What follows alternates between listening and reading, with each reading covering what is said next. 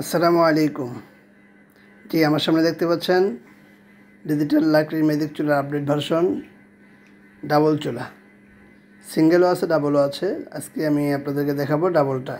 এটা কিভাবে সেট করতে হয় অনেকেই বুঝে না, তো আমি আজকে আপনাদেরকে বিস্তারিত দেখাবো। শুরু থেকে শেষ পর্যন্ত দেখেন আপনারা, তাহলে এই বিষয়গুলো বুঝতে পারবেন। এই দেখেন, আমরা একটা চার্জার, এটা আমি দেখাবো ফিট করে কেমন লাগাতে হয়। তো এই চুলার যে ফ্যান আছে, ফ্যানটাও আমি দেখাচ্ছি। আপডেট ভার্সনে কিন্তু দুইটা ফ্যান যুক্ত করা হয়েছে। অনেকে আগের ভার্সনে একটা ফ্যান দেখেছেন, তো এটা আগের ভার্সনের আপডেট ভার্সন। এই যে ফ্যানটা কীভাবে লাগায়, ফ্যানটা কিন্তু খুলে রাখা যায়, ফোল্ডিং সিস্টেম। তো এই ফ্যানটা খুলেও রাখতে পারবেন পাক শেষে, যাতে হিট না লাগে। দেখেন কীভাবে লাগাই, এখানে এই করা আছে, সিস্টেম করা আছে, লাগানো যায়। আমি লাগিয়ে দিলাম, একটা লাগালাম। আরেকটা আছে ফ্যান, তো এই ফ্যানটা আমি লাগিয়ে দিচ্ছি। দেখেন অনেক মজবুত। এই যে আমি লাগাচ্ছি, তো ফ্যানটা লাগিয়ে দিলাম। তো এই হলো ফ্যান সহ চুলা। তো ফ্যানটা আমি কিভাবে চালাবো, তো দেখেন ফ্যানের আগে আরও কিছু কথা বলি আমি। এই যে একটা বার্নার দেখতে পাচ্ছি, একটা বার্নার, হ্যাঁ। তো আমি আপনাদেরকে খুলেই দেখাই একটা, তাহলে বুঝবেন আরও সহজে। আচ্ছা, এই যে আমাদের বার্নারটা অনেক মজবুত, ঠিক আছে। এই বার্নার থাকবে, এই বার্নার কোনো ঝালাই নেই, ঝালাই ছাড়া বার্নার। তো এই যে বার্নারের ভিতরে অনেক জিনিস আছে, এগুলো আমি নামিয়ে রাখি। ঠিক আছে, নামিয়ে রাখলাম। তো এই যে বার্নার, এই ছোট্ট বার্নারের মধ্যে লাকড়িটা ছোটো করে দিতে হবে, আধা হাতের মতো লাকড়ি ছোটো করলে হবে। তো এই পরিমাণ লাকড়ি ছোটো করে দিতে হবে। তো বার্নারটা আমি এখানে বসিয়ে দিই, আমি ডিটেলস দেখাচ্ছি আপনাদেরকে। দেখেন, হ্যাঁ, প্রথমে একেবারে পাতলা লাকড়ি দিয়ে আগুন ধরা, অনেকে আগুন ধরাতে পারে না।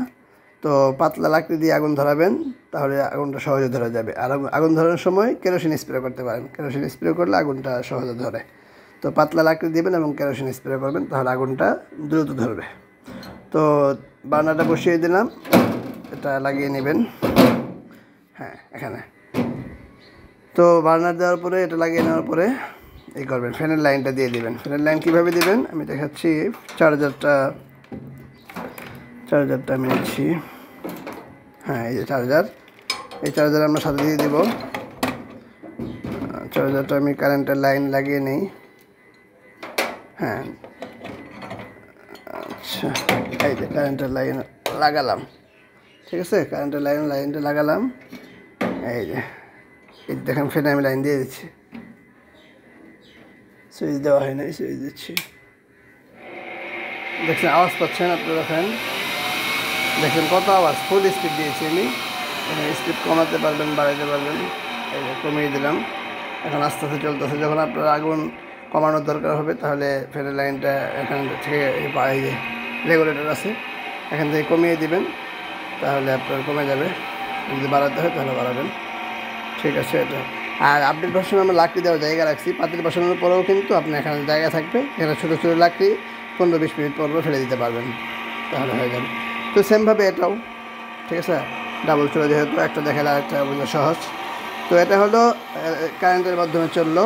এখন কারেন্ট চলে গেলে কী করবেন, অনেকেই প্রশ্ন করেন, ভাই কারেন্ট চলে গেলে এটা কীভাবে চালাবো। এই যে আমরা দেখেন ছোট্ট একটা ব্যাটারি দিয়ে দিব। এইটা একটা ব্যাটারি, 3টা ব্যাটারি একসাথে করা হয়েছে, রিচার্জেবল ব্যাটারি 3টা বলে 12 ভোল্টের। তো এই ব্যাটারি আমরা ফ্রি দিয়ে দিব, এই ব্যাটারি দিয়ে চালাবো। যে কীভাবে, যে এখানে লাইন দেওয়া আছে, এটা আমি ফ্যানে লাগিয়ে দেবো। এই যে দেখেন ফ্যানটা চলতেছে, এটাও কিন্তু ফুল স্পিডে চলবে। কমিয়ে দেবো, কমাতে বাড়াতে পারবো, ঠিক আছে।